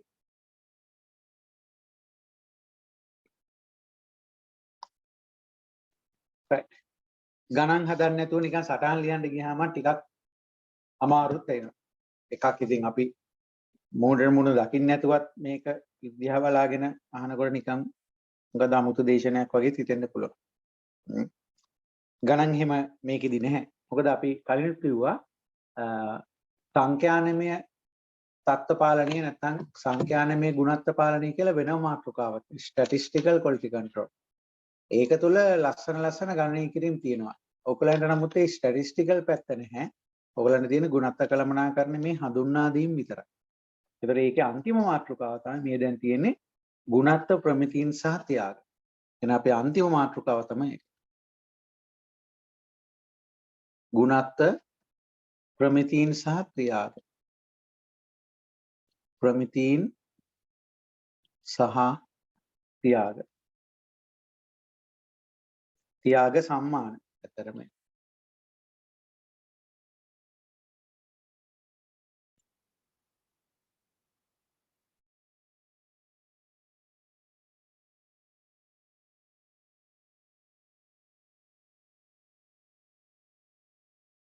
quality standards and awards. ගුණත්ව ප්‍රමිතීන් සහ ත්‍යාග නැත්නම් සම්මාන. දැන් කිසියම් ආයතනයක් නිසියාකාර ගුණත්ව කළමනාකරණයක යෙදීම සඳහා ගුණත්ව ප්‍රමිතීන් කියන දේ දැන් මේක වෙනෙනම කතන්දර දෙකක් තියෙන්නේ. හරි. ගුණත්ව ප්‍රමිතීන් පවත්වාගෙන යන අයට තමයි සම්මාන දෙන්නේ. අන්න එහෙමයි. හරි. ඒ විදිහට තමයි මේ මාතෘකාව පෙළ ගැසෙන්නේ. හරි. එතකොට මොනවා හරි ආයතනයකට ගුණත්වය වර්ධනය කරගන්න නම් අනිවාර්යයෙන්ම ස්ටෑන්ඩඩ් එකක් තියෙන්න ඕනේ. සෙට් කරලා තියෙන්න ඕනේ, ડોකියුමන්ට් වෙලා තියෙන්න ඕනේ. මෙන්න මේක තමයි පවත්වා ගන්න ඕන ගුණත්වය කියලා. හරි. වාචිකව එක එක්කෙනා දැනුවත් වීම වැදගත්. එසේ වුණත් ඒක ડોකියුමන්ට් එකක් විදිහට හાર્ඩ් කොපි එකක් විදිහට ෆයිල් වෙන්න ඕනේ. සොෆ්ට් කොපීස් විදිහට මැෂින් වල තිබුණාට කමක් නැහැ. නමුත් හાર્ඩ් කොපි එකක් විදිහට ෆයිල් වෙන්න ඕනේ. සමහරලාට ඒක සර්ටිෆිකේට් එකක් විදිහට රාමු කරලා සියලු දෙනාට පේන්නත් සලස්සලා තියෙනවා. ඔයගොල්ලෝ ආයතනයකට ගියහම ඒ ආයතනයේ quality policy කියලා වෙනම එකක් තියෙනවා. ඔයගොල්ලෝ බැලුවා රිසෙප්ෂන් එක ළඟ සමහරලාට ඒක ප්‍රදර්ශනය කරලා දෙන ආයතනයේ quality policy එක.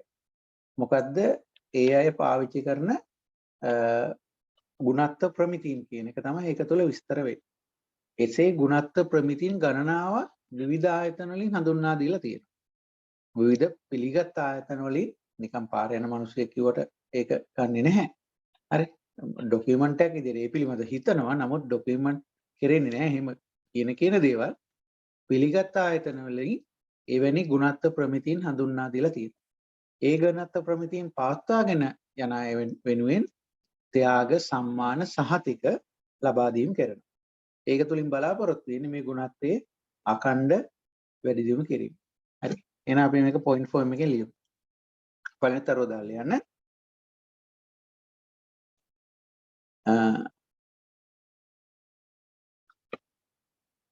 නිෂ්පාදන සහ නිෂ්පාදන ක්‍රියාවලියෙහි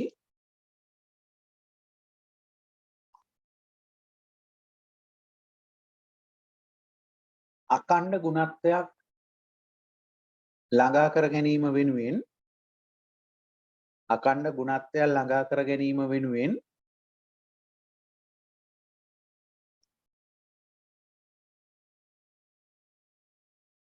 ගුණත්ව ප්‍රමිතීන් යන්න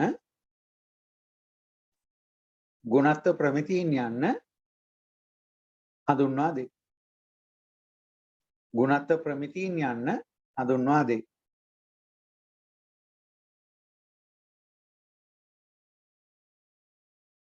එනම් භාණ්ඩය හෝ සේවාව තුළ අවම වශයෙන් පවත්වාගත යුතු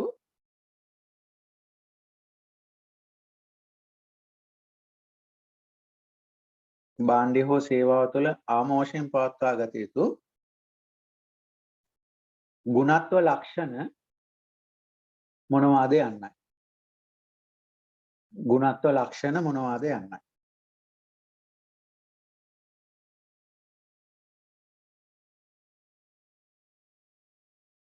ඒ තරුවටම ලියාගෙන යන්න. මෙම ගුණත්ව ප්‍රමිතීන් යන්න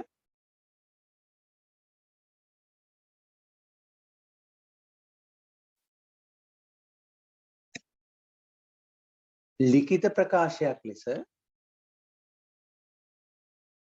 ප්‍රකාශයක් ලෙස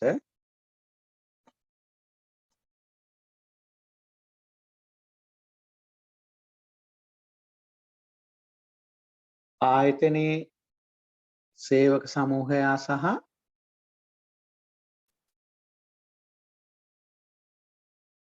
තම පාරිභෝගිකයන් වෙත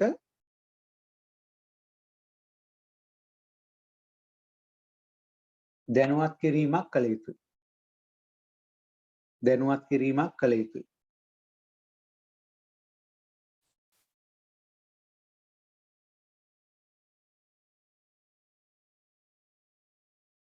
දෙවන තරුව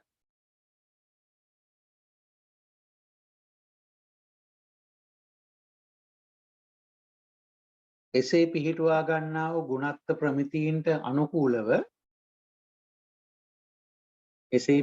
ගන්නා වූ ගුණත්ව ප්‍රමිතීන්ට අනුකූලව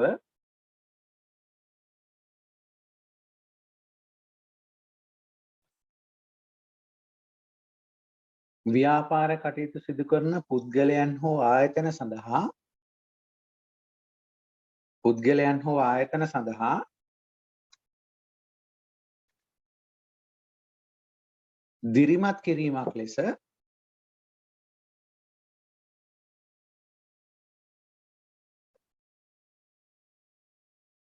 ආයතන සඳහා ඔවුන් දිරිමත් කිරීමක් ලෙස ත්‍යාග ඇලයිරක් සම්මාන ඇලයිරකුත් දෙනවා ත්‍යාග විතරක් නෙමෙයි ත්‍යාග ඇලයිරක් සම්මාන ලබා දීමක් කරයි.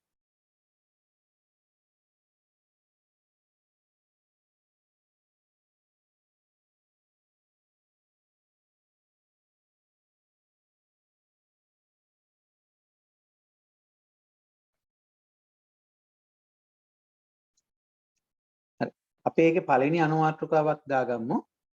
ගුණත්ව ප්‍රමිතිය.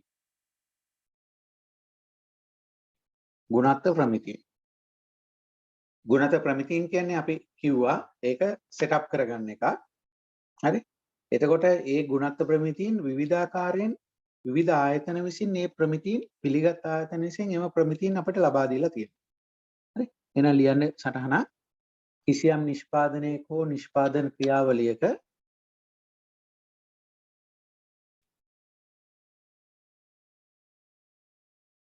පවත්වාගත යුතු ගුණත්ව ප්‍රමිතියන් යන්න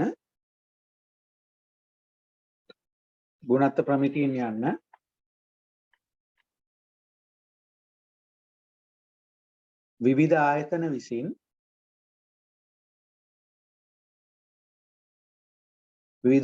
විසින්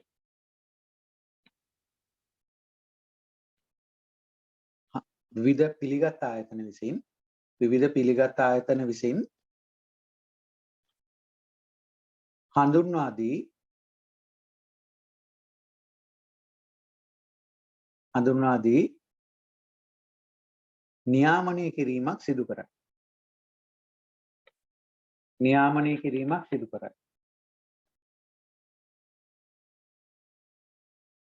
නියාමනය කිරීමක් සිදු කරයි.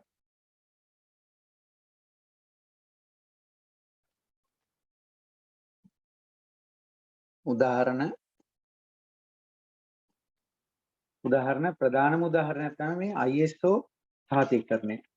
ISO කියන්නේ International Organization for Standardization. ඒකෙන් තමයි ISO කියන එක එන්නේ. International Organization for Standardization. ඒක පිහිටුවා ගත්තේ 1947. හරි? දැන් මේ 1947 දී පිහිටුවා ගත්තේ මේ ආයතනයේ විසින් විවිධාකාර ගුණත්ව ප්‍රමිතීන් හඳුන්වා දීලා තියෙනවා. එහෙනම් අපි ඒක පටන් ගමු. උදාහරණ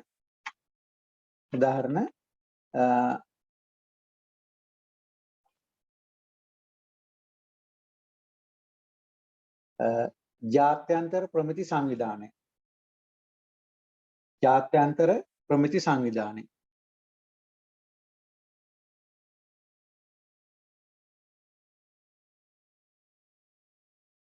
International Organization for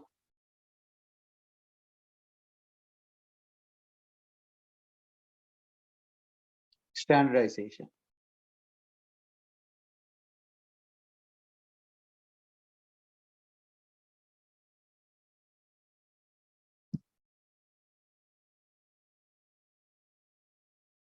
විසින් 1947 සිට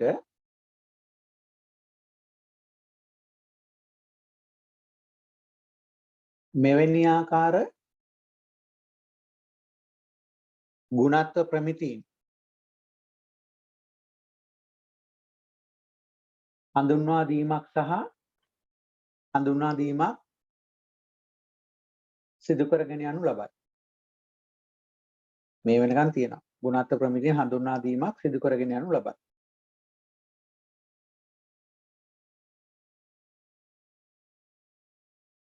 මෙය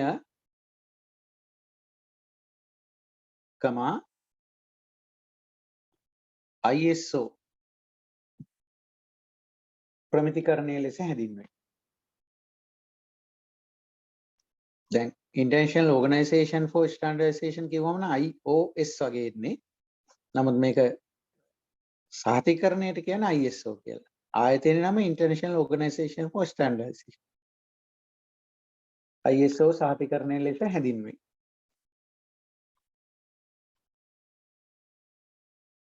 මේ වන විට විවිධ ගුණත්ව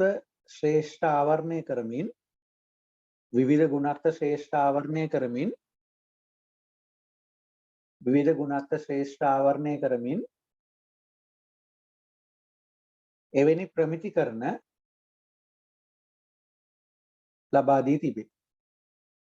එවැනි ප්‍රමිතිකරණ ලබා දී තිබේ. විශේෂයෙන් වැදගත් වන කිහිපයක් විතරක් කිව්වොත්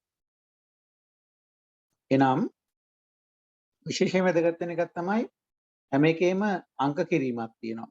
ISO 9000 කියන එක තියෙනවා. ISO 9000 කියන එක ඉදිරිපත් කරලා තියෙන්නේ ගුණත්ව කළමනාකරණ පද්ධතීන් වෙනුවෙන්. ඒ කියන්නේ quality management system කියන එක තමයි ISO 9000 වලින් තියෙන්නේ. අපි ඒක ඉංග්‍රීසි ටර්ම් එකෙම ලියාගමු. quality management system.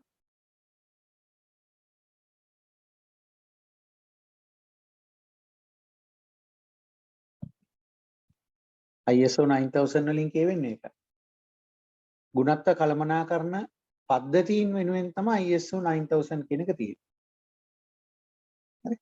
ඒ වගේම තව එකක් තියෙනවා මේකේ version කිහිපයක් තියෙනවා. ISO 9000 2000 2008 ඒ ආදී වශයෙන් විවිධ version තියෙනවා. නමුත් 9000 තමයි common එක. හරි. ඒකේ 9001 9002 9003 එහෙමත් තියෙනවා. හරි. commonly වෙන 9000 කියන number එක. ඊට පස්සේ තියෙනවා වෙනම 14000 එකක්. ඒ 14000 වලින් කියවෙන්නේ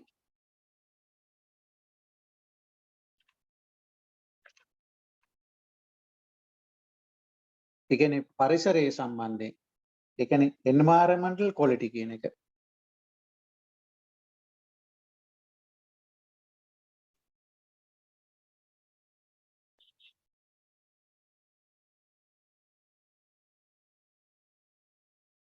පාරිසරික ගුණත්වය කියන්නේ පාරිසරික ගුණත්වය.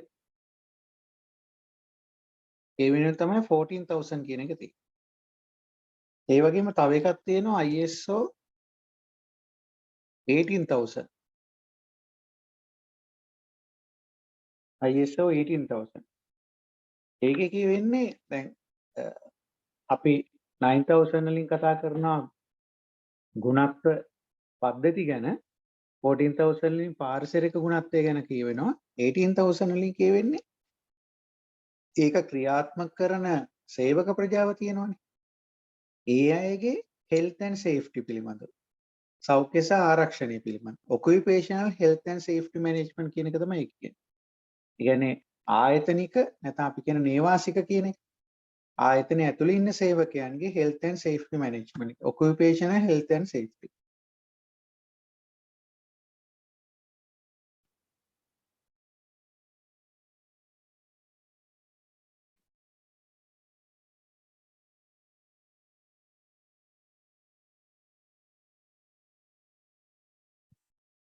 හරි මේ විදිහට වර්ගීකරණ කිහිපයක් තියෙනවා. හරි මේ විදිහට වර්ගීකරණ කිහිපයක් තියෙනවා. එතකොට මේක ලංකාව තුල නියාමනය කරන්නේ ශ්‍රී ලංකා ස්ටෑන්ඩඩ් ඉන්ස්ටිටියුෂන්. ශ්‍රී ලංකා ප්‍රමිති කාර්යාංශය මගින් තමයි මේක අපේ ලංකාව තුල නියාමනය කිරීමේ බලය අධිකාරිය තියෙන්නේ. දැන් ආයතන විසින් වාර්ෂිකව සමහර දෙවාර්ෂිකව ISO සර්ටිෆිකේෂන් එක අලුත් කරන්න වෙනවා. ඒක තියෙන්නේ ඒකේ තියෙන තීව්‍රතාවය අනුව. ඒ කියන්නේ ෆ්‍රීකවන්සි කියන එක කියවෙන්නේ තීව්‍රතාවය අනුව. සමහරලාට ඒ ෆ්‍රීකවන්සි එක බොහොම ළඟ කරන්න වෙනවා. මොකද ඒකේ විශේෂයෙන් දැන් පාරිසරික ගුණත්ව පිළිබඳව බලනවා නම් අවුරුදු දෙකකට සැරයක් කරන එක වැඩි වෙන්න පුළුවන්. මාස 6ක් මාස 3න් 3ට කරනවා. ඒ ෆ්‍රීකවන්සි එක තීරණය කරන අදාළ සිදුවීමත් එක්ක අදාළ ආයතනයේ SLSI එක ඒ පිළිබඳ තීරණයක් ගන්න. ලංකාවේ බලාධිකාරිය තියෙන්නේ ශ්‍රී ලංකා ස්ටෑන්ඩඩ් ඉන්ස්ටිටියුෂන් ශ්‍රී ලංකා ප්‍රමිති කාර්යාංශයට තමයි ඒ බලාධිකාරිය තියෙන්නේ. එන තවරුකාවක් දාලා ලියන්න. මෙම ISO සහතිකරණය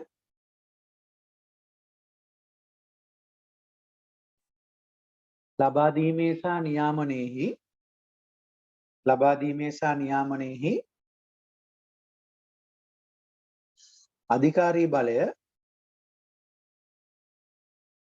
අධිකාරී බලය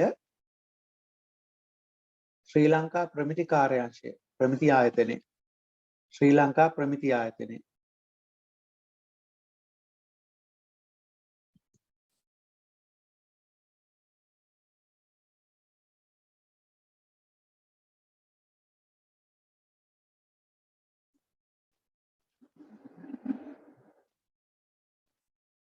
ශ්‍රී ලංකා ප්‍රමිති කාර්යාංශය නැත්නම් ප්‍රමිති ආයතනය ශ්‍රී ලංකා ප්‍රමිති ආයතනය SLSI විසින් ඉටු කරනු ලබයි.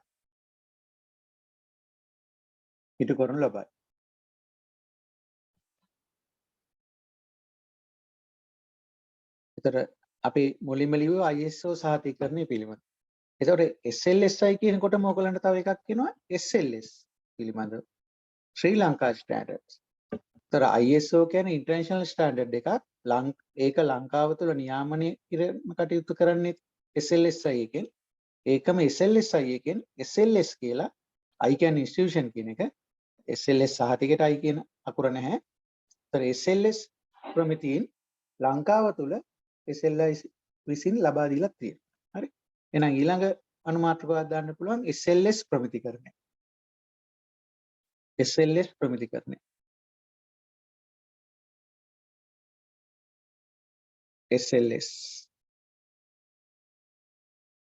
SLS ප්‍රමිතිකරණය. එහෙනම් ලියන්න පොඩි සටහනක්.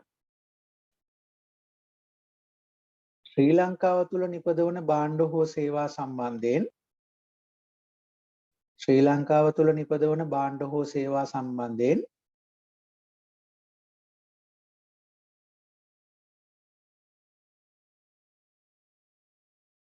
ගුණත්ව ප්‍රමිතීන් පිහිටුවීම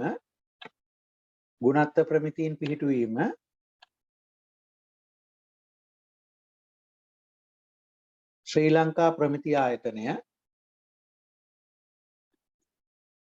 ලංකා ප්‍රමිති ආයතනය SLSI විසින්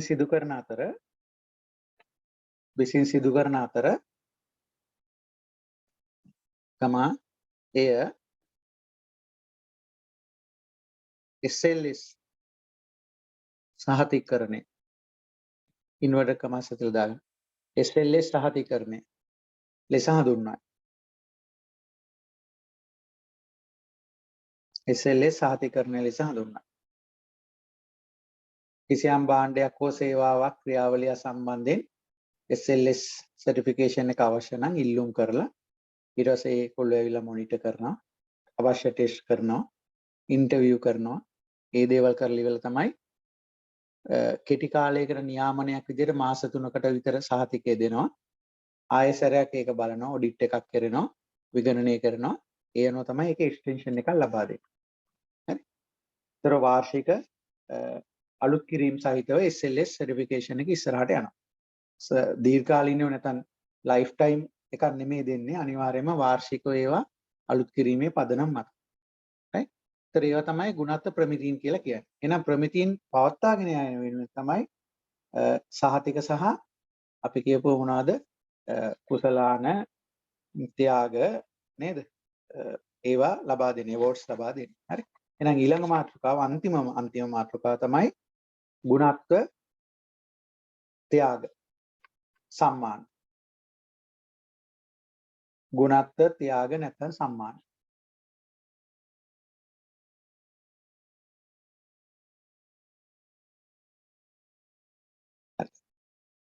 එහෙනම් සටහන් ලියමු. කලින් ලියලා තියෙනවා මේක සම්බන්ධ කරමු. පිහිටුවාගෙන ඇති ගුණාත්මක ප්‍රමිතීන් නිශ්චයාකාරව අනුගමනය කරන පිහිටුවාගත් ගුණාත්මක ප්‍රමිතීන් නිශ්චයාකාරව අනුගමනය කරන පුද්ගලයන් හෝ ආයතන වෙනුවෙන්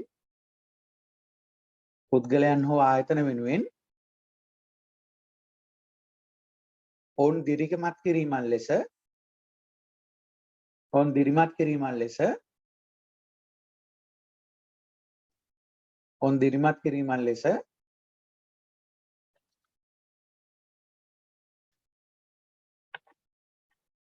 ත්‍යාග සහ සම්මාන ලබා දීම සිදු කරයි.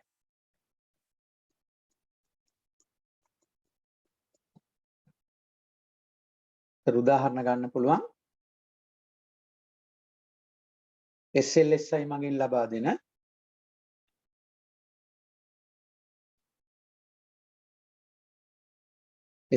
මගින් ලබා දෙන ශ්‍රී ලංකා ක්වොලිටි අවෝඩ්.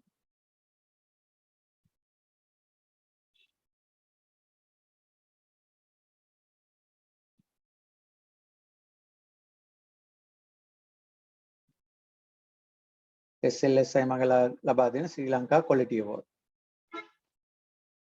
ඒ වගේම අන්තර්ජාතිකව ලබා දෙන්න දේවල් තමයි බැංකු ශාස්ත්‍රයේ සම්බන්ධයෙන්, මූල්‍ය ශාස්ත්‍රය සම්බන්ධයෙන් global banking and finance award. දෙවෙනි එකක් ඉදිරියට ලියන්න පුළුවන්.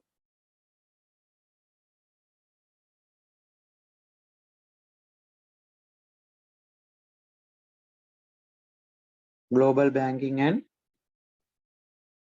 Finance Award.